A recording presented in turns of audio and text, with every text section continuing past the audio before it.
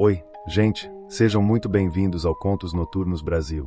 Aqui é o Bruno, e hoje eu trago uma história de arrepiar até os mais corajosos. Esse relato foi enviado pela Raquel, que viveu algo inexplicável e aterrorizante.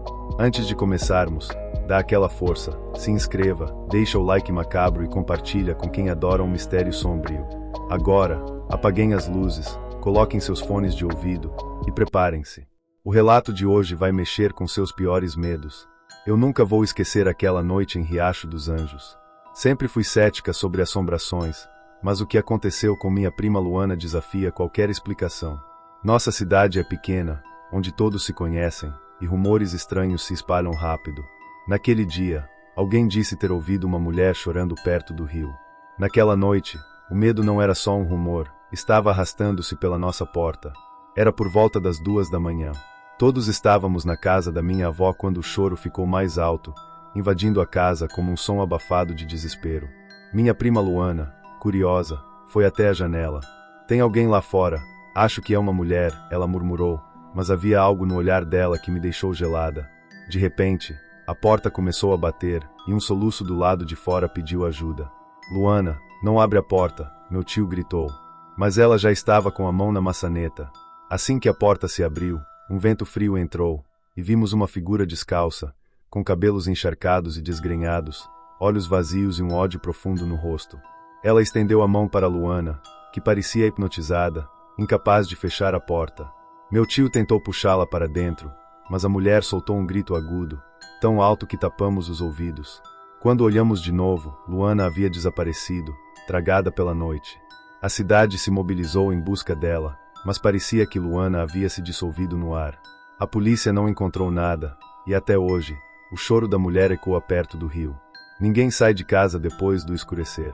Dizem que a chorona levou Luana, que agora faz parte dos lamentos dela, perdida para sempre. Alguns dias depois, coisas estranhas começaram a acontecer. Toda noite, perto das 2 da manhã, o choro recomeça, e o mesmo som agudo nos arrepia. Uma madrugada, meu tio, pai da Luana, decidiu confrontar o que quer que fosse. Pegou uma lanterna e uma faca de prata e saiu em direção ao rio. Ao chegar lá, encontrou algo que até hoje ele não descreve. Ele só diz que viu uma mulher de costas, cabelos longos e molhados até a cintura, soluçando. Quando ele chamou por Luana, a mulher se virou, os olhos fundos, a boca num sorriso congelado de dor e malícia. Ela avançou lentamente, os passos soando molhados, como lama. Ele correu de volta para casa, trancou a porta e jurou nunca mais sair de casa à noite. Depois daquela noite, ninguém mais tentou encarar a chorona. Objetos de Luana começaram a aparecer, dobrados, na frente da porta, como se ela estivesse tentando voltar. Alguns vizinhos viam sombras pelas ruas, uma mulher descalça, cabelos molhados cobrindo o rosto. Dizem que a chorona leva almas e que aqueles que cruzam seu caminho estão destinados a vagar com ela. Até hoje, ninguém menciona o nome de Luana, mas o choro daquela noite ecoa. Algumas portas, aprendemos, nunca devem ser abertas. As semanas passaram, e a ausência de Luana ainda pesava como uma sombra sobre nossa família. Ninguém ousava comentar o que havia acontecido naquela noite, mas todos sabiam que algo sinistro se aproximava. Minha avó, que sempre foi a fortaleza da nossa família, passava os dias em oração, e, a cada noite, o choro aumentava. O som parecia vir de dentro das paredes, reverberando pela casa, como se Luana estivesse tentando nos avisar de alguma coisa. Em uma dessas noites, o choro foi interrompido por uma batida lenta na porta. Todos ficaram paralisados. Meu tio Antônio, pai de Luana, foi o primeiro a se levantar.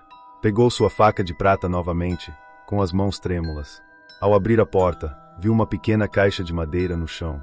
Dentro, havia uma mecha do cabelo de Luana, ainda úmida, junto com um pedaço do vestido que ela usava no dia em que desapareceu.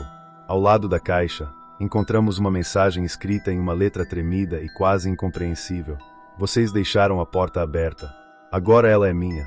Aquilo gelou nosso sangue.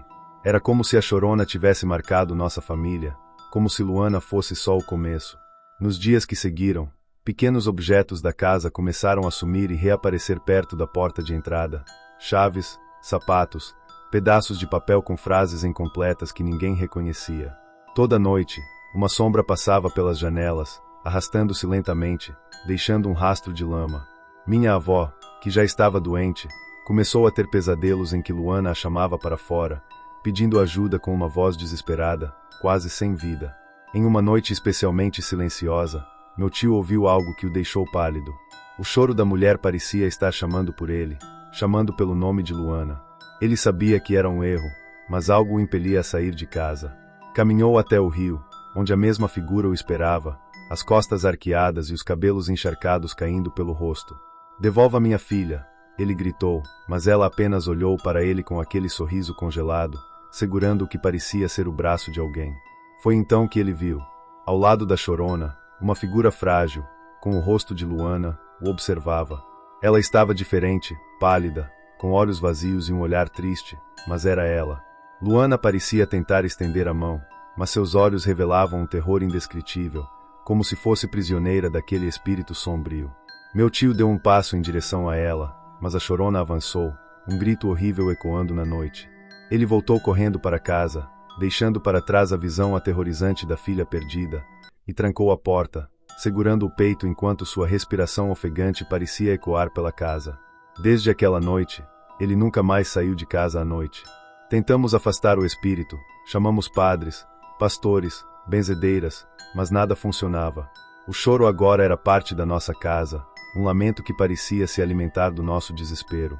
Com o passar dos anos, todos na cidade aprenderam a temer o rio à noite.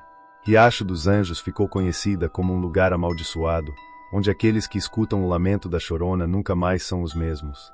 E dizem que Luana, como outros que vieram antes dela, agora é uma das sombras que vagueia ao lado daquela mulher misteriosa, perdida para sempre em uma escuridão sem fim. E é isso, pessoal. Se gostou e quer mais, deixa aquele like sinistro e se inscreve no canal para mais histórias macabras. Compartilhe com seus amigos mais corajosos, porque muita gente ainda precisa conhecer os horrores que rondam lugares comuns, quem sabe, bem perto de onde você está. Boa noite, e até o próximo relato aterrorizante.